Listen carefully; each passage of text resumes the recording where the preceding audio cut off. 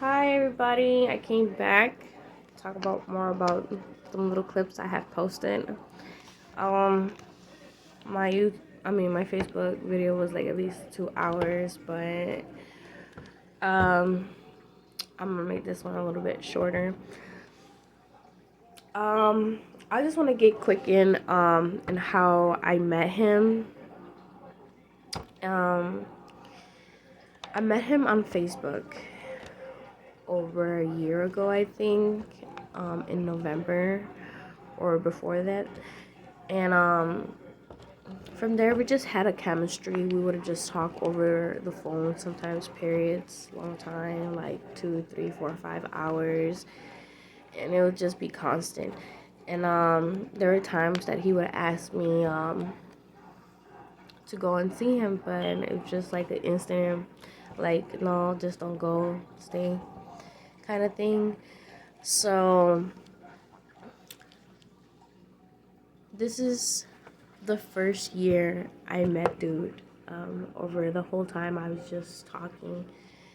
Um, when the first time I met him, it was a short time period.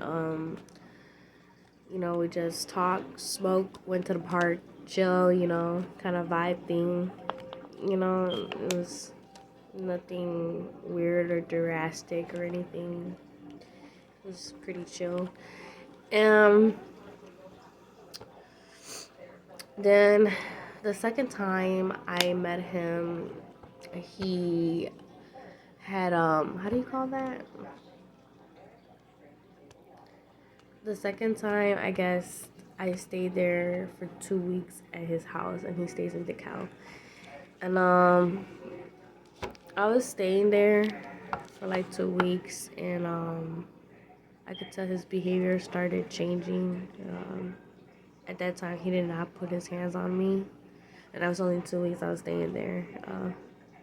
But a lot of stuff did happen. Like one of the baby mamas, which is the third one, she put her hands on me when I was there. It's just a lot of stuff. Mm, like, uh, like if I end up talking more into this stuff, I have to make at least a video like at least like an hour so people could listen. Because I want people to listen to my story. Um, it's just a lot of crazy stuff happened that week. Um, he ended up kicking me out. Thank God I had my car at that time. I would sleep in my car. This man is kind of crazy. He takes. Um, I'll tell you guys more. But let's get to this. Um, 2 weeks I was staying there.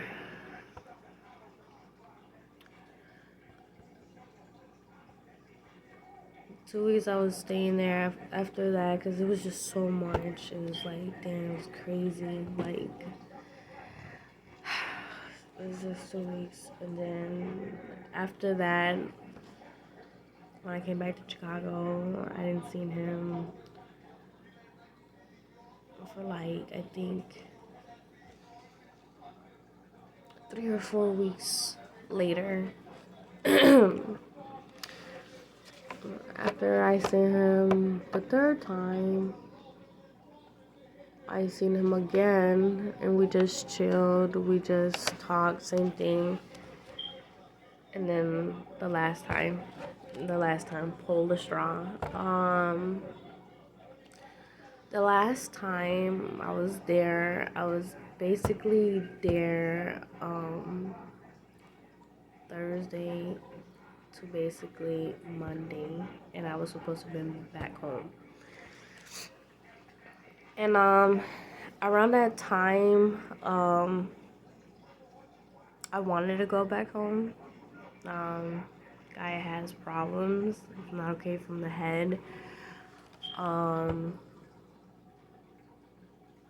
he started acting weird when other people would come in the house. How the incident started was, I guess he snatched my phone out of my hand, and I'm not his girlfriend or anything. To be honest with you, he tried to mind possess me by controlling me, being manipulative towards me, acting like if he controlled me or something like that. He took my phone and he went through it and he was asking me who is friends with benefits and all this other stuff, and that's when I started telling him like, no, they're just friends, and he started to knock me out. I had a swollen two jaws, and then after that he kicked me out. Was barefooted, and I had to go to how do you call that? I had to go to someone else's house inside this DeCrane Drive, wherever this is in the Cal, like, but there's like little sections of apartments, and I had to ring people's doorknobs and stuff like that for me to get it. And this one lady helped me. She called the police, the ambulance for me. I got in the ambulance. They took me to the hospital. I went through a X thing. It's kind of like they put your whole body through it and they check if you have broken bones. I went through that. They gave me medicine for my jaw, and they gave me ice pack for my jaws too. I was there for a minute, then I left. I went back to his house because at that time he still had my phone, he still had my keys. He didn't want to give it back to me. Um, so I went back. I tried to get my stuff back by knocking on the door.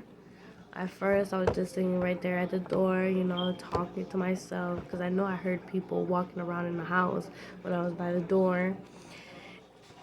And then I guess they didn't want to open the door, so I guess they have this little slide door, you come in. And I guess it was open, and the brother had told me, if you don't get the fuck back, he said he was gonna blow my brains back.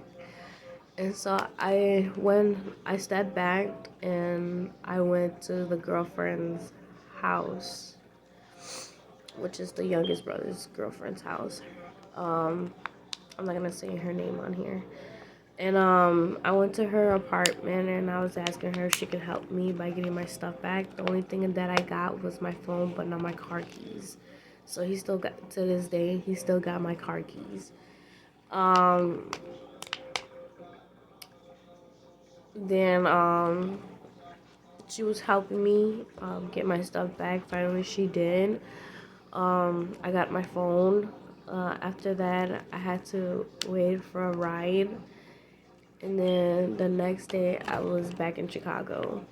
Now, what I wanted to say about this particular person was be careful who you meet online because you just don't know who you really would get into. This type of person is a womanizer. When he abused women, take them to his home. He also got another page that I think it should be reported. It's on Snapchat.